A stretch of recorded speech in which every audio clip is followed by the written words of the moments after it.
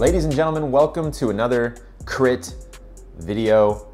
Today we're breaking down how to save energy and what I did incorrectly in this race. This was a few weeks ago now. I'm getting caught up on all my backlog of races for you guys. I got more to come. If you follow me on Instagram or Strava, you'll kind of see my updates as they happen. This was Santan. This is in Mesa, Arizona. This is an awesome course. Love this venue. These guys do a great job. For those listening that are putting this crit together, thank you so much for putting this venue together. You guys do an awesome job. Love this venue. It's a really, it's my favorite course maybe. Like, it's long, which I like. It's got an equal amount of left-right turns. I think they're equal. You guys probably count and figure it out. But it's just a good course. So thank you for putting this together, guys. Appreciate it. And that goes for anybody putting together a crit race anywhere in the country. I know it's hard work, and I just did that Valley of the Sun race, and that's another thing I want to say is thank you for doing that. It's a thankless job, and they're not making any money doing it. I can promise you that. I've talked to the promoters, I've talked to people in the industry locally, and it's something we got to get out and support. And yeah, thank you. So I don't know. Okay, we have plenty of time here. 17-minute video, just about 16-minute video here. We're going to talk about conserving energy, and this is a good race to kind of show you the difference. And I don't have heart rate, and I know you guys want to see heart rate. I'll work on getting heart rate up. I got to tell you, I do not like wearing the freaking strap around my chest. I don't know why. It just bothers me. So I've tried to wear it, but you know, for the sake of the videos, I'm gonna wear it, because then you guys can really see that I'm tapped out, you know, at the end of the race. I've seen a max heart rate of like 192 when I have worn it, so we'll get that up, and yeah, I'll try to get that up for you guys. But anyway, what you're seeing here is this is a Cat 2-3 race. It's basically a Cat 2 race. They combine. I'm a 3 still. Pretty close to pointing up though, if I want to here. I think I'm like 3 points away from all these third place finishes, which I'm super happy about, guys. Don't get me wrong, like I'm there and in the mix. I'm just making a couple different errors. This race, I didn't really make any errors.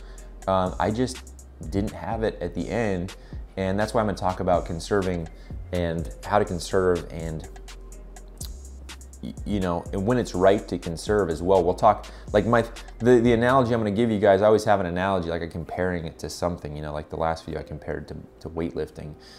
This video I'm gonna compare it to like just straight up gambling. Like, you're just, it's at some point in a race, you know, you have to just roll the dice and say, I'm not gonna worry about that. That is either gonna come back, like this is if you're deciding to sprint, right? Or I guess if you're a breakaway guy as well, because you can't go after every breakaway. And let's say you have unless you have a team that can go after everyone. Let's just say you're kind of a smaller team or a solo guy. At some point, you kind of got to gamble and say, I'm not going to go after that. That's going to come back. Or I'm not going to go after that. A larger team's going to bring that back. Or I'm not going to go after that. My team's going to bring that back. You know, that's a small gamble there that you're kind of banking on, that your team or that the group is going to see that as a threat and bring it back for you. You know, and there's some solo independent guys in this race here that beat me, 2 of them, right, that have no team. One of them, a good friend of mine from Australia, recently transplanted out in Los Angeles, riding for the clothing company who I love, and this is not a promotion, Pedal Mafia, Jack. I'm gonna pronounce your last name wrong, Jack. Twissy? I don't know, that sounds cool. Jack Twissy. But Jack, you'll see him in the white here, I'll point him out. He's riding solo mission today, even though he should have been in our jersey, but he was out to get points, guys. He's a 3. He wasn't, I believe you guys call it in Australia, A group? Australia, like strong, right? Super strong dude, but when you come over here, you have to re-point up. So he's a 3 right now. So he's out here. I know he's super strong. He's been trying a couple breakaways. We started here with 16 minutes to go in the race. This has been an hour-long race, I believe. He's tried a couple moves, and he's been off the front, and he's been active. You know, he's so strong that he can do that. You know, we talk about conserving.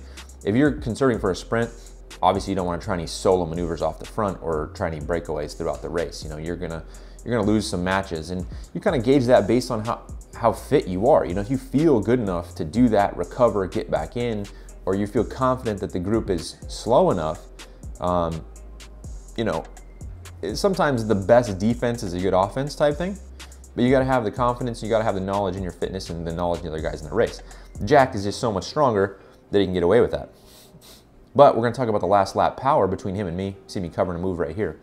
This is something I just covered because it happened like right in front of me, right? Like if something falls in your lap, you know, I'm gonna just move up with it.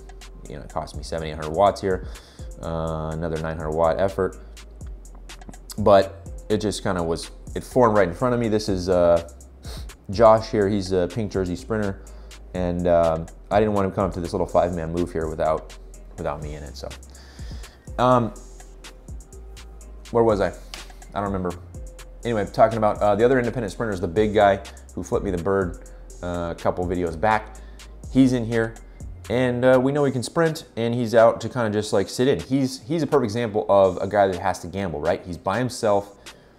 He's gambling that it's gonna stay together, and he's just gonna sit in 100%, try to conserve as much as he can. You know, if he puts his nose in the wind, it's pretty much on accident. And that's the game he has to play. Me, however, so I took this race a little differently. This was the second race of the day for me. And the first race of the day was a 3-4 race. And what happened in the last lap is I was too far back in the last lap. These are long laps. And I let a few guys kind of just go a little off the front, one of them including Jack, who has a lot of fitness.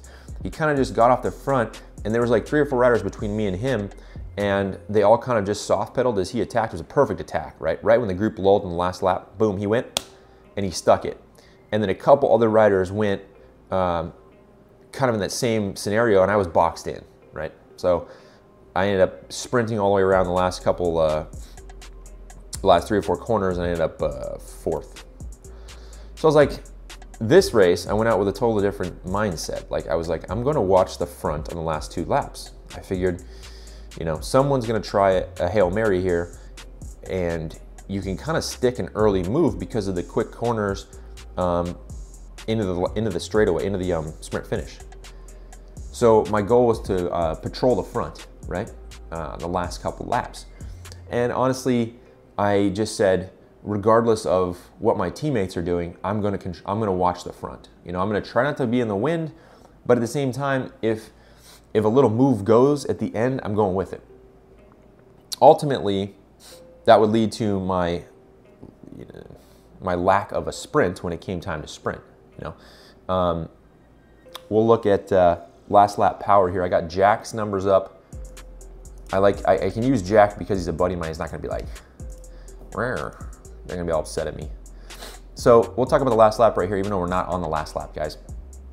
But I just wanna give you guys a comparison here, as I'm now kind of chasing some things here, okay? I'm trying to stay, I guess before we talk about part numbers, give you the mindset of what I was trying to do. I was trying to stay top 5, right? With 3 laps to go, I wanted to be top 5, and then I wanted to stay top 3, top 5, like to the sprint finish, if there was gonna be such a thing, right? I didn't want a little move to get away. That was my plan. So I'm gonna burn some matches. And for those of you new guys out there who race in 4s and 5s, this doesn't get talked about a lot, and a lot of other channels on YouTube, no one really talks to the beginners. Everyone's talking these advanced strategies and stuff. Super basic idea, guys, and you might not know this. If you're 3rd rider in a line doing 27 miles an hour, you are eating way more wind than a guy who is 6th. Heck, even the guy behind you is working less, right? So the closer you are to the front, the harder it is on you. There's still a draft, right? But it's reduced. And I'm sure there's a percentage out there. I'm sure somebody can link that. But like right now, I'm essentially second wheel because I'm chasing this guy who's chasing this guy, and I just want to be near the front. I don't want anything to move off the front. So I'm eating a good amount of wind here. I'm doing, you know, I'm spiking 400, sitting 350, like I'm playing with threshold numbers here, and I'm keeping my heart rate elevated. I'm getting little breaks, like he just slowed down, but I'm gonna chase it again here, another 900 watts. Like every time you do this, you're taking some money out of savings, right? And then when it comes time to cash in, there's less in that tank. So for the new riders, it's not great as far as conservation of what I'm doing right now. Like if you are just a pure sprinter and you're sitting back there 7th, 8th wheel and you're in a nice group, you know, you're not using as much watts. There's a break point to that. Through the corners, if you're too far back, you can actually end up using more power too, depending on how well the group is cornering. This little move right here, I should have let go probably, but I didn't because again, my goal, my absolute goal was I'm going to keep everything within my grasp here. I didn't want a move to go, but I should have let that go because it would have just come back together. There's little stupid things I did where I didn't need to expend there because it would have slowed. I didn't need to close them down. So a teammate here rolling off the front, I let this roll off the front. I let him get a little gap here and make other people work. But power numbers for the last lap, which is coming up, I averaged 389 for the last lap, which was somewhere around 3 minutes. All right, 389 average got me 3rd place. 2nd place, who was my buddy Jack, averaged 372 watts and got 2nd place and beat me by, I don't know, 30 feet. You'll see here coming up. So moral of the story there is he had a much more efficient last lap, probably last couple laps. We're gonna watch here, last couple laps coming up. So despite Jack going into some breakaways and trying to create a breakaway early in the race, he was able to come back into the group, settle down, have a good, very efficient last couple laps. When it came time to sprint, simply had a little more in his legs. His max power in the sprint was like 1100. Mine was a whopping, what did I hit here? I didn't even hit 900. So, I mean, that's it. I gave him that, 20, 30 feet and he just held on to it. So that shows you why you need to be hiding if you're going to be sprinting. At the same time, I just lost a race from hiding. God, I love crit racing. And this is why we love crit racing, right? Because there is no formula to win, right? There's no formula to win. You have to kind of improvise in the moment. And your best laid plans can go out the window in a heartbeat. If you go watch Nation's #1 Beast, their latest video where they're talking about the strategy for Valley of the Sun, their pro race, it's an awesome video. It's just a little insight into them talking about what they're gonna do. And then they show the footage from Corey's helmet cam and their lead out train kind of, it happens. One of their guys just got tired, missed his turn in the rotation on that last back straightaway, which was their big lead out into the corner, right? So they had the perfect everything until that point. When something didn't work exactly to plan, they had to improvise, and it shows why they're the best in the country, because they knew how to improvise that, and they've been in that situation, and they just made it work, and it became an improv, Would it be awesome if the whole plan just came together? Yeah, and they do that, like many videos you've seen where it just all works out, and then, it's just, I'm just gonna cross the finish line first. But for us, for everybody that doesn't have 6 pros, it's basically an improv, the whole thing, right? The whole thing. So there's a guy up the road here, and Brennan is working for me. But again, see, I'm sitting second wheel, and I'm just eating wind. And I've been near the front, and I just kind of decide right now, no, I want to be third wheel. As I do that, Josh there, pink jersey sprinter, comes through, and he kind of counters like he's going to bridge up to that, right? And I'm like, no, I can't have this happen. I can't have Josh bridge up to this other fit dude. I don't know his name here in the red jersey. So I start covering it. This is last lap right here, guys. So I say, no. I go after it. Rob here comes through after a big pull by Brennan. But basically it was Brennan. I was gonna work. Rob gives it everything he has here for me.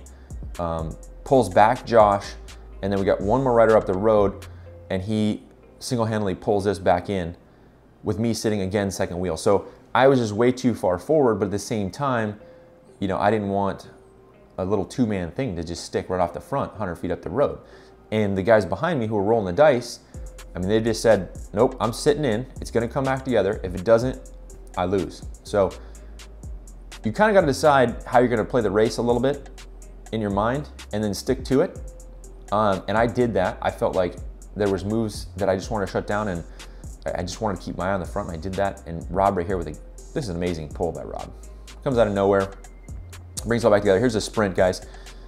This is it. And there goes the big guy, and there goes Jack.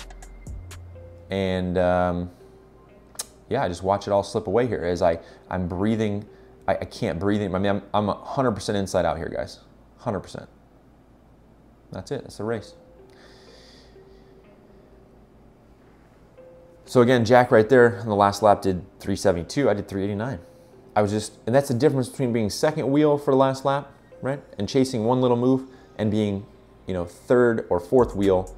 And I only had 900 watts in my legs to come out and stand up here. And these guys had, Jack hit 1100, and the big guy probably hit more because he hadn't done anything all day. That's it, guys. Thanks for watching another video. If you have any questions or comments or things you want to hear in the future, let me know below. Give the video a like, please. Subscribe. Thank you so much.